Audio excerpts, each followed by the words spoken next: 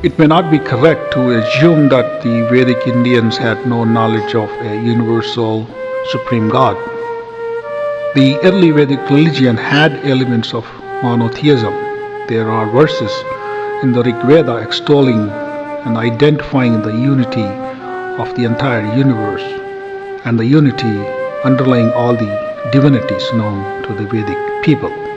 Although they were aware of the principles of monotheism, they didn't worship a single unitary God at that point of time in history, because the highest supreme Brahman was an impersonal God. He is an impersonal God who cannot be communicated, who is beyond the mind and the senses, who can be reached only through the inner self. So for the Vedic priests who are interested in the mundane aspects of human life and who try to invoke the various divinities through invocations and prayers, invoking Brahman was not an ideal call, because Brahman wouldn't respond to the invocations. He is incommunicable except through the meditative and contemplative means. I believe that is the reason why we do not find any direct invocations to Brahman in the Vedas. But when we go to the Upanishads, we find very frequent references to Brahman, because in the contemplative mode, Brahman is the ultimate goal. Logically speaking, you cannot communicate with Brahman because Brahman is universal, infinite, absolute. He is beyond the languages, beyond the words, beyond forms, beyond the material manifestations which we experience through our senses. Brahman does not communicate with anyone because there is nothing to communicate. Everything exists within himself. Brahman does not communicate because there is no duality in the absolute state of Brahman. There is no distinction between the knower and the knowing, or the knower and the known. Brahman is not subject to the predicate relationships. So logically speaking, it is not possible for anyone to communicate with Brahman, or for Brahman to communicate with people or anybody else.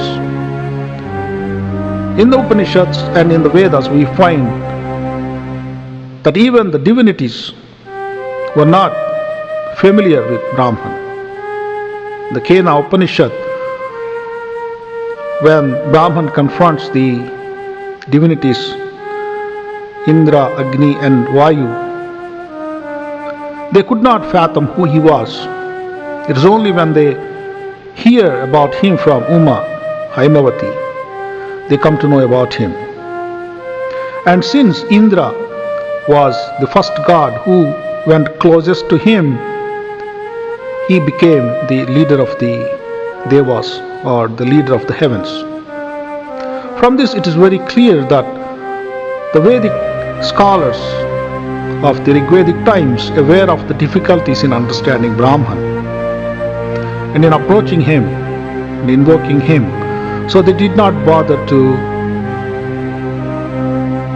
refer him in the prayers or seek his help.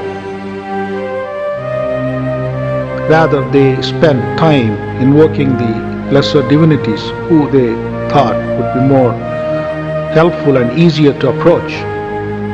It is only in the later times the impersonal Brahman became personal, probably because of the influence of Bhakti movement, or the devotional movement, and the growing popularity of Vaishnavism and Saivism.